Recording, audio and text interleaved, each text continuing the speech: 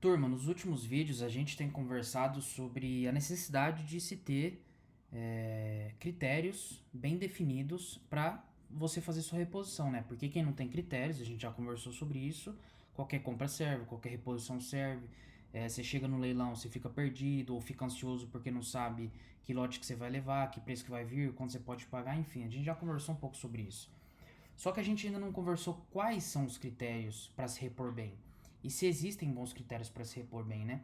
O que eu vou passar aqui para vocês não foi algo que eu tirei da minha cabeça, foi algo que me ensinaram, tá? No curso que eu fiz há um tempo atrás já. E eu percebi que, apesar da pecuária ela ser muito regional, ela ser muito individual e cada caso é um caso, eu percebi que esses critérios, esses 6 critérios, eles me parecem ser bastante aplicáveis para a realidade de quase toda a fazenda. Então, eles são quase que critérios universais na hora de você fazer uma reposição, principalmente em leilão, né? E aí você pode tirar um ou outro que não se adapta à sua realidade ou até mesmo incluir alguns, né? Mas a ideia aqui é a gente abrir a cabeça, começar a pensar um pouco sobre isso e entender que sem esses critérios, muito provavelmente você está fazendo uma reposição cega, né? Então vamos para o primeiro, que é quantidade. Bom, cheguei no leilão, tenho X de capital para comprar gado, ok. É, quais são os lotes que tem disponíveis para mim que eu consigo comprar com até esse capital? Ah, mas eu não sei quanto que vai ser esse lote, mas já dá para fazer uma estimativa, né? Você mais ou menos já sabe, pela sua experiência, quanto que vai ser aquele lote, né? Você já sabe mais ou menos quanto tá arroba, quanto tá rodando ágio na sua região. Então, por exemplo, se você tem X de capital, às vezes não adianta você ficar olhando lotes muito grandes, né? Por exemplo, aqui é o caso, né? Você tem muito. Se o lote for muito grande, você tem capital para isso? Não é perca de tempo, é desvio de foco, né? Se você, por exemplo, comprar pouco gado, se você não fizer a conta direito, isso pode impactar o seu frete, né? Que é o caso aqui. Então, por exemplo, se você não encher a carreta, não encher o que você vai transportar esse gado, quando você pegar o seu custo por viagem e dividir pelo número de cabeças, você vai ver que você vai estar pagando mais frete por cabeça, que é o que importa no final, do que se você tivesse enchido aquele caminhão da melhor forma possível. Então isso tem que ser levado em consideração na hora, tá? Esse é o primeiro critério, quantidade. Então, segundo critério, distância e frete. Né? Então, por exemplo, vamos supor que a gente está assistindo um leilão online e eu tenho lotes ali que estão perto, lotes que estão mais ou menos perto e lotes que estão longe. Então, muitas vezes, você fica com vontade de dar lance de levar um lote que está longe da sua região, né? Por exemplo, você está em Dourados e você está dando lote num lance em Sonora, em São Gabriel, e às vezes não é uma região interessante para você. E esse lote por cabeça, em reais por cabeça, está mais barato às vezes do que um lote do seu lado ali em Maracaju, enfim, outras cidades ali perto, ou até mesmo em Campo Grande. E aí você se engana porque você acha que está mais barato. Só que quando você faz a conta do frete por cabeça, isso pode machucar bastante sua conta. Então, além da quantidade, que você tem que ver se você tem um capital, se você vai conseguir diluir esse frete na carreta de uma forma interessante, você tem que ver quanto que vai ser esse frete, né? E é interessante que você saiba mais ou menos o que costuma ser um custo por cabeça dos lugares que você costuma comprar, para você mais ou menos já colocar isso na conta, para não se surpreender. Porque um lote de 25% de ágio, sem colocar comissões sem frete, pode rapidamente pular. A hora que você for colocar no Excel ali, no final das contas, pode pular para 30, 35, né? Então tem que tomar muito cuidado com isso. Distância e frete. Isso significa que os lotes mais longe vão chegar na minha fazenda mais caro? Não necessariamente, né? Pode ser, por exemplo, que você esteja perto do Pantanal, tem muita oferta de gado, e você consiga boas oportunidades trazendo de lá e posto na sua fazenda com frete, e ainda sai mais barato comprar perto da sua região, porque você está na região de pouca oferta, de pouca cria, enfim. Isso vai de caso a caso, mas temos que levar em consideração, né, distância e frete. O terceiro critério é a homogeneidade. Essa homogeneidade, a gente está falando aqui de amplitude e peso.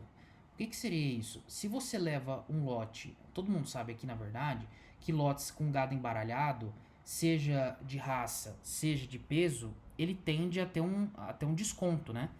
Então, por exemplo, por que a turma gosta de levar um lote, por exemplo, Nelore, tudo na mesma régua, né? Pouca amplitude de peso. Porque esse gado ele vai desempenhar mais na fazenda, né? Isso quem é invernista sabe disso, né? Se você tem amplitude de peso dentro do lote, você vai ter mais dominância no lote, você vai ter animais consumindo mais, animais consumindo menos, e essa amplitude vai aumentando, né? Então, É por isso que os compradores, eles geralmente buscam gado da mesma régua.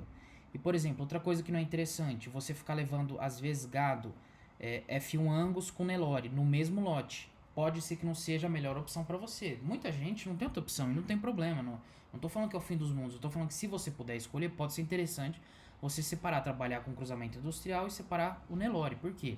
Porque a gente sabe também que o cruzamento industrial tem uma boca mais pesada, come um pouco mais no coxo, e pode acabar mudando no consumo entre o Nelore e o cruzamento industrial, né? Então, se você puder optar por isso, pode ser interessante para você. Mas principalmente pensar na amplitude de peso, tá?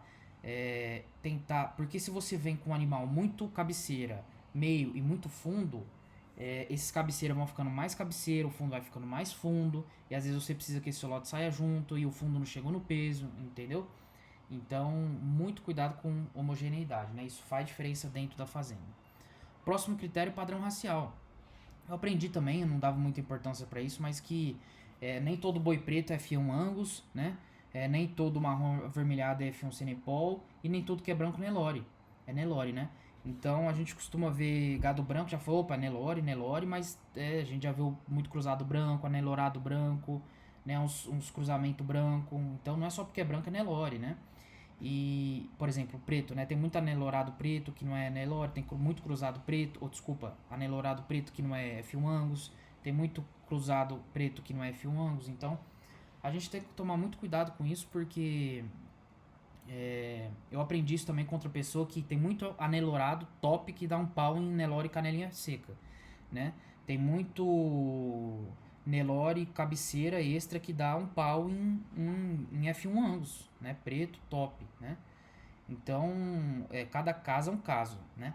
Eu aprendi também que existe boi bom e boi ruim. Não interessa se ele é cruzado, Nelorado, F1 Angus, F1 Senepol, Nelore. Tem gado bom e gado ruim, né? Isso daí pra quem já tá na mexida sabe que a tocada é mais ou menos desse jeito, né? Então, não se fecha só pra Nelore ou só pra cruzamento industrial, né? Tem muita Nelorada aí com preço bom, bem mais interessante que um F1 ou Nelore e que é um gadão. Tem mais amplitude de costela, tem mais comprimento, sabe? Tem mais carcaça. Você vê que é um anelorado top, bom, né? E tem anelorado ruim também, né? Então, vamos abrir os olhos aí para padrão racial. Os dois últimos são preço e peso, que basicamente vai balizar tudo, né? Muito cuidado com o preço, porque o reais por cabeça, já falei em outros vídeos aqui, ele pode te enganar, tá? Você pode estar levando um gado que em reais por cabeça ele é barato, só que quando você coloca na balança o ágio, a arroba de reposição e o reais por quilo vão te mostrar que você pagou muito caro, né? Toma muito cuidado com isso, porque no final das contas não é reais por cabeça que vai definir se ele tá caro ou não, são esses três indicadores que eu falei. E você corre risco de, se tá comprando, por exemplo, na perna, ou tá comprando um leilão que não pesa, de tá levando animais leves demais. Então, se acha que você tá fazendo um bom negócio no leilão, chega na fazenda, pesa, quase cai para trás, né? Então, preço, não preciso nem ficar dando muita explicação, né? E peso, eu acho que esse é um fator que ele pode ser um pouco mais explorado, no seguinte sentido, né? Uma vez eu tava. Tem uma pessoa que eu acompanho que ela fala assim: gente, a recria você tem que comprar o bezerro ou o garrote já sabendo quando que você quer que ele saia. Então, por exemplo, vamos supor que eu só faça a recria e eu compro o bezerro de, sei lá, 6 arroba, 7 arroba e vou levar até a 14 arroba para vender para confinador, né? Vou comprar em outubro e vender em maio. Se eu já sei que eu vou comprar em outubro e vender em maio, e o meu GMD é de tanto, porque historicamente eu já sei qual que é o GMD na minha fazenda, qual que é o peso que eu tenho que comprar esse bezerro? Não tem muito pra onde fugir. Se você só faz recria, vende boi magro todo maio, não tem pra onde fugir, senão você vai ficar. Vamos supor que você quer vender em maio, né? Vamos supor que você quer comprar em outubro. Porque se você compra, ao invés de comprar um bezerro de 6 arrobas ou 7 arrobas, você compra já um garrote de, sei lá, 9 arrobas e meia, 9 arrobas, 8 arrobas e meia, esse gado vai chegar mais cedo, né? Se você comprar ele em outubro, ele vai chegar mais cedo. Então, quando que você quer sair com esse gado? Isso é uma informação muito importante, né? Por exemplo, vamos supor que você vai mandar gado, vai comprar gado só para engordar na TIP na sua fazenda, por exemplo. Às vezes um gado muito leve não fecha a conta na sua operação, então você precisa comprar um gado de 14, 15 arrobas, né? Sendo que você quer encurtar um pouco mais o ciclo, etc, etc. Você quer comprar gado já recriado dessa turma que faz recria. Geralmente quem faz recria não vai vender um gado também tão leve, então, sabe, tem tudo isso daí. Então quando você vai comprar gado no leilão, por exemplo, e o seu projeto tá redondinho, certinho para você engordar boi de 14 arrobas e vender com 20. Se você ficar saindo muito desse critério, pode embananar a sua operação. Então, se você tem conta, você tem compromisso financeiro e você precisava que esse gado saísse com 3 meses, esse gado, se você comprar ele mais leve ao invés de 14, comprar com 12, esse gado vai sair com 4 meses. Isso cabe na sua operação? Não cabe? Você já parou para pensar nisso? Então, tem tudo isso. Ah, não, eu não gosto de comprar gado junto com todo mundo em outubro, eu gosto de comprar um pouquinho mais pra frente, eu gosto de comprar esse bezerro já mais pesado, já garrote. Alguém já faz um pouquinho dessa recria pra mim, eu compro ele final de novembro com 9 arrobas. Opa, já é outro projeto também, né? Não compra no começo de outubro, final de setembro, bezerro levinho com todo mundo. Então, por exemplo, vou comprar no pico de safra da desmama em maio, junho. Ah, beleza, mas você tem volumoso, você tem uma estratégia entre safra, então vai tudo isso. Tudo isso tem que entrar na sua estratégia de reposição, né? Critérios para repor bem. Se você não souber, se você não tiver critério de compra, qualquer compra serve e aí vai dar fumo lá na frente. Então, recapitulando: quantidade, distância e frete, homogeneidade, padrão racial, preço e peso.